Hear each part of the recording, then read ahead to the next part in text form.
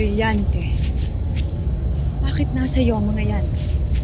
Si Abria ay tuluyan ng pinaslang ng ating mga kaaway at ibinigay sa akin ito ng inyong maharap. Pinaslang ng mga diwata ang aking hara. Pinapasa mo ang aking isipan. Nagdududa ka ba ng mga diwata ang pinaslang kay Abria? May kakayahang kang hadlangan ng pagbasa ko sa iyong isip. Bakit mo ginagawa ito? Gayong ang nais ko lang naman ay malaman kung paano napaslang ang aking hara. Si Pirena ang pumaslang kay Abria. Inihagis niya ito sa nakabukas na lagusan, kung saan ay may dalawang nakabukas na magkaibang panahon. At nahati ang katawan ni Abria sa dalawang panahon nito na naging sanhi ng kanyang kamatayan. Maging ang gininto ang orasan ay nilamon ang lagusan. Ultre Hagon sa mga winika ni Andorra. Marahil hindi niya lang matanggap ang pagkawala ni Abria. Andorra, hindi natin dapat pagdudahan si Hagon. Ngayong wala na si Abria, tayo na lamang ang magkakampi dito. Isang tanong na lamang. Paano ipinasa sa iyo ng aking hara ang mga brilyante kung pinaslang na siya ni Pirena? Sa kabutihang palad, ay itinuring pa rin akong ama ni Pirena. Kahit pinagtangkaan kong iligtas si Abria. At kusang ibinigay sa akin ito ni Abria, subalit huli na ang lahat bago ko siya nailigtas. Napaslang na siya ni Pirena. Ngunit huwag kayong mag-alala. Sapagkat sa pamamagitan, mga brilyanteng ito ay makakalaban pa rin tayo. Maipaghihiganti natin si Abria laban sa mga diwata ng Pirena. Kaya dapat ay magsama-sama tayo at magkaisa upang makapaghiganti at labanan ang mga diwata.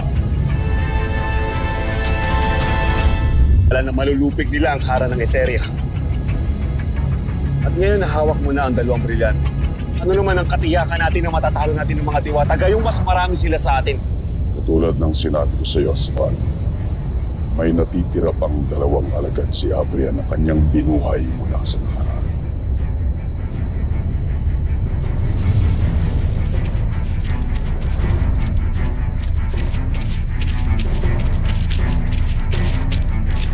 Haring Hagon, nandito na ang mga alagad ni Abria. Mila, Odessa! Anea? Ako si Andorra ng Hera Sensa. Hindi tulad nyo ay iba ang aking wangis dito sa kasalukuyan. Hindi ako makapaniwalang gaya ko ay nakarating din kayo sa kasalukuyan. Kasalukuyan, sama-sama nating dapat harapin laban sa mga diwata, sa mga sapiryan, at sa mga hator na hindi nakianib sa atin. Hagorn, di ba't isa siyang kaaway? Sa nakalipas, oo. Ngunit ngayon ay ituturing na natin siyang kapanalig.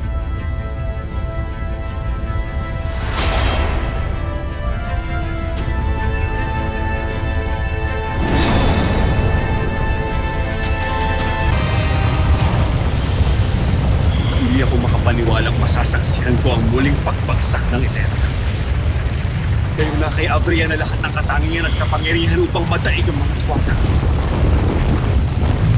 Ngunit ang aking hara ay nalubig pa rin ng magkakapatid na sangre na mula sa dugo ni Minea at Cassiopeia na isa sa pinakamahigpit na kalaban ng Eteria.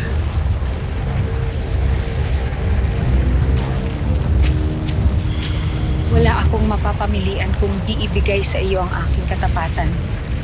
Lalo na kung ang iyong mga kaaway ngayon ay ang mga engkantadong nagwasak muli sa aming kaharian at pumaslang sa aming hara. Sanctre Diwatas, Agde Apsi Herat, Yaneba Eferia. Tinatanggap ko ang inyong pagmani.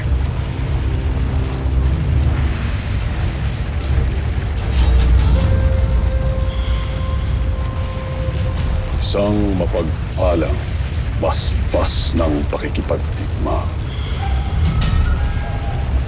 Herodessa, Hera Hovila. Isang mapagbunying pagpati mula sa inyong bagong hari.